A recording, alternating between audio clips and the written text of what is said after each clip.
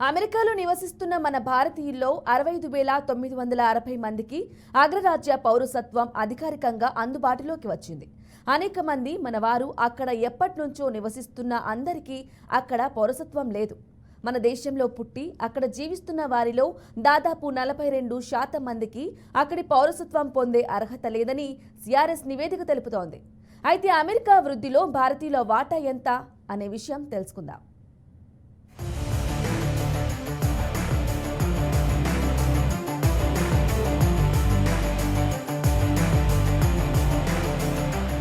అమెరికాలో నివసిస్తున్న విదేశీయులు ఆ దేశ జనాభాలో 14% వరకు ఉన్నారు.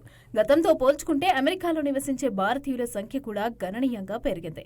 సాఫ్ట్వేర్ రంగం పెరుగుతున్న కొద్దీ అక్కడ మన వాళ్ల సంఖ్య కూడా పెరుగుతూ వస్తోంది. విద్యార్థులు కూడా పెరుగుతున్నారు.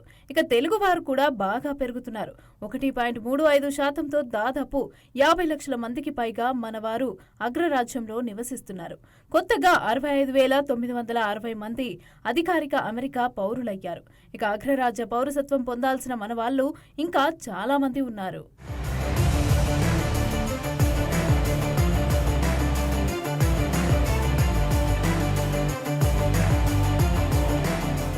వాస్తవానికి 17వ శతాబ్దం నుంచి మన వాళ్ళు అమెరికాకు వెళ్తున్నారు. కొందరు అక్కడే జీవిస్తున్నారు. వాళ్ళ అవసరాల కోసం మన వారిని వాళ్ళ సేవకులుగా తీసుకెళ్లటం అప్పటి నుంచే ప్రారంభమైంది. వాళ్ళు సేవకులు కాదు, బానిసలు అని మన చరిత్రకారులు అంటున్నారు. ఈస్ట్ ఇండియా కంపెనీ వారు మన వారిని వాళ్ళ కాలనీలకు తరలించుకుని తీసుకెళ్లారు. స్వతంత్రం వచ్చినప్పటి నుంచి ఇది మరో రూపం తీసుకుంది. కొంతమంది ఉపాధి కోసం, కొంతమంది విద్య కోసం అమెరికా బాట పట్టారు. ఈ 4 దశాబ్దాలలో ఆ సంఖ్య క్రమంగా గణనీయంగా పెరిగింది.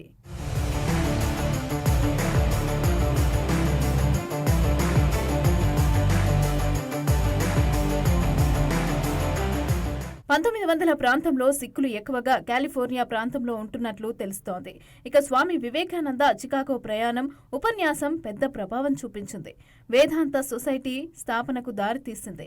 సిక్కులను కూడా అమెరికాలో ఒకప్పుడు హిందువులనే పిలిచేవారు. ఒక దశలో భారతదేశం నుంచి వలసలను అరికట్టాలని కూడా అమెరికా చూసింది. ఇమిగ్రేషన్ చట్టాన్ని మరింత బలంగా నిర్మాణం చేయడంతో మన వాళ్ళు అమెరికా వలసలు తగ్గిపోయాయి. 1920 ప్రాంతంలో భారతీయ అమెరికన్ల జనాభా కేవలం 6,400 మాత్రమే. ఇక ప్రస్తుతం అది 50 లక్షలు. ఇక ఈ 100 ఏళ్లలో మన వాళ్ళ జనాభా ఎన్ని రేట్లు పెరిగిందో దీన్ని బట్టి అర్థం చేసుకోవచ్చు.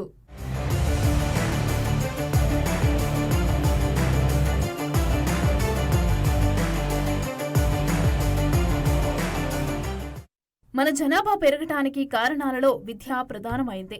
దానికి మూలం మన ప్రతిభ. 1920లో మన ప్రతిభ చూపించి వాళ్లను గెలిచిన వారిలో మన ఎల్లప్రగడ సుబ్బారావు పేరెన్నిక కన్నవారు.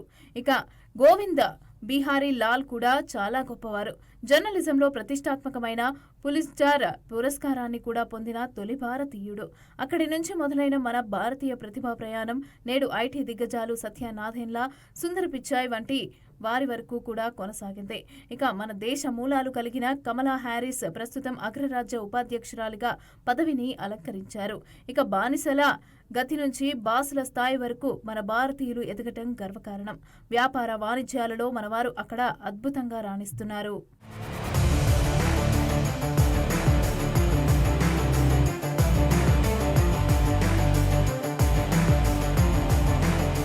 మానవ వనరులలో మనది గౌరవ ప్రధానమైన స్థానం. వైట్ హౌస్ లోనూ మన వారి ప్రాతినిధ్యం పెరుగుతోంది. అమెరికా ఎన్నికల్లో ఆర్థిక సహాయం అందించే వారిలో మన వాళ్ళు కీలకంగా ఉన్నారు. కాకపోతే రాజకీయ భాగస్వామ్యంలో మాత్రం వెనుకబడి ఉన్నారు. అమెరికాలో ఓటు హక్కున్న మన వాళ్ళు చాలా మంది అస్సలు ఓటు వేయరని మనవాళ్లే అంటారు. ఇక ఎన్నికల్లో నిలబడే అభ్యర్థులకు డబ్బులిస్తే సరిపోదు, ఎన్నికల్లో నిలబడాలి. ముఖ్యంగా ఓటు హక్కును సద్వినియోగం చేసుకోవాలి. సాఫ్ట్వేర్ రంగంతో పాటు వైద్యం, విద్య, పరిశోధన, మార్కెటింగ్ విభాగాల్లోనూ మన వాళ్ళు గణనీయమైన సంఖ్యలోనే ఉన్నారు.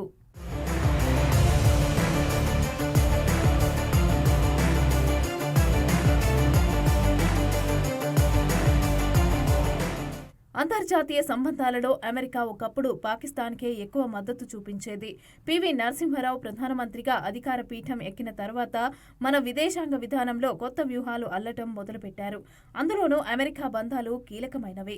చైనాతో ఎప్పటికైనా ఇబ్బందులు వస్తాయని ఆయన ముందే గ్రహించి ఈ అడుగు వేశారు. ఇక మన్మోహన్ సింగ్ అదే బాటలో నడిచారు.